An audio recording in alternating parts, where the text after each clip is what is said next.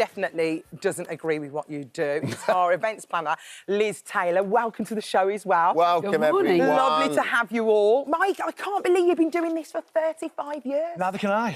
How did it all start? How did it all begin? I went to the job centre when I was 18, and in those days there was cards on the wall, and you took them to a lady who phoned the employer, and one said, kissogram company requires male and female kissograms. I thought, well, let's have a look at that. And I took it to the lady, and she called the guy up, and he said, yeah, send him down. And he looked like Les Patterson, you know, the Average's other half sort of thing. And he was like, he said, you're a bit young. I said, well, I'm confident. How old was you? 18? 18. Oh, you was only a baby. It's been around Full Monty time, I suppose. Yeah. No, it was well before that. Was it? Full Monty was 19... It was 1986, that was, when you were 18. This was, yeah. I can't believe you look so good. He gave me a show in a pub, and I was doing the show for this lady whose birthday it was, and he was in the crowd at the back, and he was laughing and clapping, and that was it. I was off. I suppose, listen, it's what people want of an event, right? So, but have you found that it's dropping off at all in your business? I found... What dropping off? Liz. I thought you were keeping it classy. It's changed. Now, back in the day, there was lots of groups that toured the country. These days, the groups tend to stay in the same place, like the Dream Boys, for instance. They're the most well-known. Yeah. They have a show in Liverpool, a show in Manchester, a show in London, and the girls go to them. Whereas before, the Dream Boys used to tour the country. That's the only difference. There's still lots of solo work. There's more stripograms these days. Yeah. What new things include butler service, you know, the buff butlers with the bow tie and the thing. That's quite popular now. And you also get, if a girl's on a hen do and they go out on the Friday night, the Saturday daytime, they can have like a life drawing model. One of us will come in and be a life drawing model. Do a bit of art. That's So it's nice. far more subtle now, is it? Yeah. It's a bit less... Just hope the room's warm when you're doing it. Yeah. But it can be dangerous. One time, a client bit off more than she could chew, didn't she? Yeah. This is in South Wales, and I was walking through the car. End of the show, we all do a walk around, get a bit of oil rubbed in your chest and stuff, say hello. And I felt hands on my hips from behind. And I thought, oh, she wants to do a conga. No, she didn't want to do a conga. This girl gripped me and bit. It felt like somebody was stabbing me. No. Anyway, I ran off and I carried on and I got back on stage. And I'm like, Mike, and I'm all blood running down the leg. No, she drew blood. Drew blood, yeah. Maybe she was a vampire or something. Do you know what I mean? What? That is terrible. I had to have a tetanus. I had to go to hospital and have a tetanus. No. Yeah, because I'm in like an atmosphere and all She that. probably got nervous and got a bit too excited. I don't know. It's weird, isn't it? Do you remember when Tyson bit someone here? Yeah. It's a thing. This was slightly different. Before we speak to Liz, can you just tell us about the story? Because, like, there's a really awkward, weird story about you getting booked for a funeral. OK. Yeah, agent called me and said, I've got a strange one for you, Mike. Bear with me. I said, OK, go on. And he said, this woman's died. Obviously, it's a funeral. And she said, in a will, she's asked for a... Do you know the Full Monty, the film? Yeah. Yeah. There's a bit when they're in a job centre. I'll stand up for this. I remember that. You did a it. stood there in the queue, yeah. wasn't it? Yeah. And the music's going. I'm like, Yeah. and it's hot stuff, yeah? That was the routine. And she wanted that. With the pallbearer? At a funeral, not the pallbearers at the back. And she wanted it next to a coffin. Yeah, that's what I said. And there was 4 of us, and we're sat at the back of this church for 2 hours. First of all, the guy's paid me in front of the church with all these people going in. And he's grieving his mum. It's his mum he's burying. He's paying me the money for the gig, and I felt awful. I said, so everybody knows about this, don't they? And he went, oh, no, there's only a couple of us know. Oh, my goodness. 250 people in a church.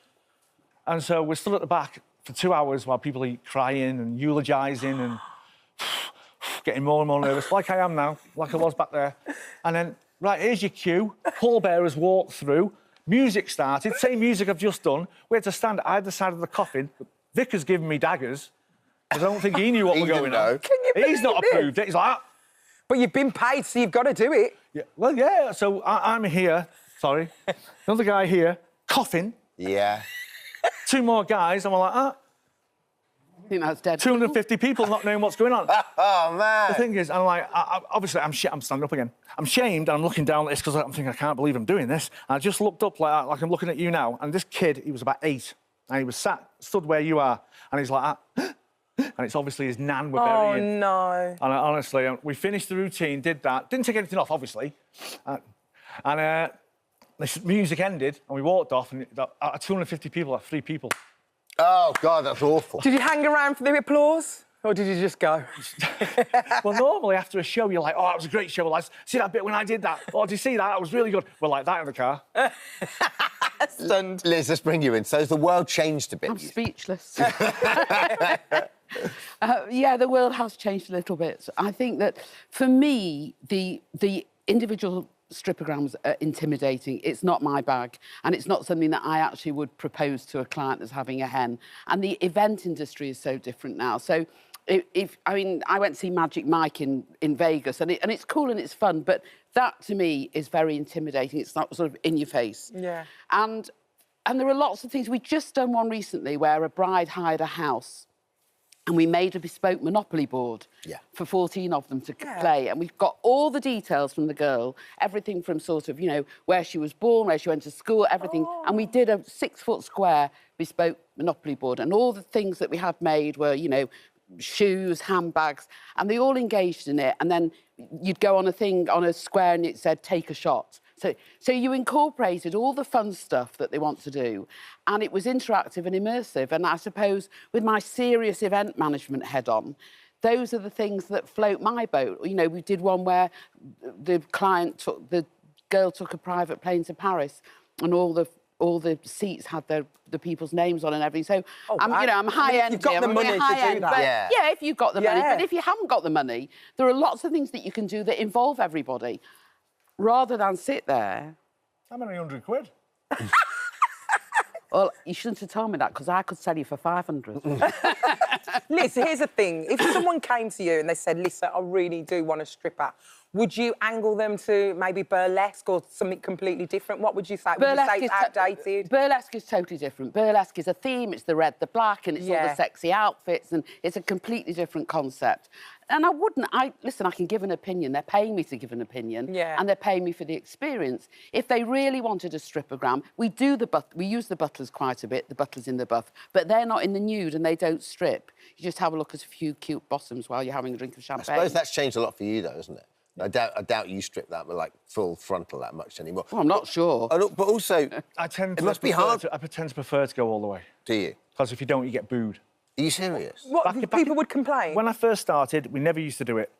Dream Boys and the rest of it, when I worked for them, we never used to go all the way. It was quite acceptable. Bow at the end. Yeah. But then, once the Full Monty came out, it was expected. Really? And even now today, if you don't, you tend to get booed. I did a gram 2 years ago, let's say, and I said to the girl, how far do you want me to go? She went, whatever you do, don't go all the way. She's dead shy, she won't like it. Her mum's going to be there, blah, blah, blah. So I never. At the end, thanks a lot, girls. And like, boo! They all started booing. But luckily... It's quite hard for you, because you've got to gauge, when you're in that moment, you need to gauge, I suppose, how far you do go, what people are comfortable with. I normally ask them, do you want to see it anymore? Yeah. I think the problem is when you get booed when you have done it. That's when you've really got a problem. The room was cold. The room was cold. Well, it's such an interesting conversation, isn't it? The fact that it's actually gone down, it's unbelievable. I can't believe that. But I hope from today, you're literally going to be booked every single day, as far as I'm concerned. Well. And so are you, Liz. Let's get this rate up a little bit. Come on.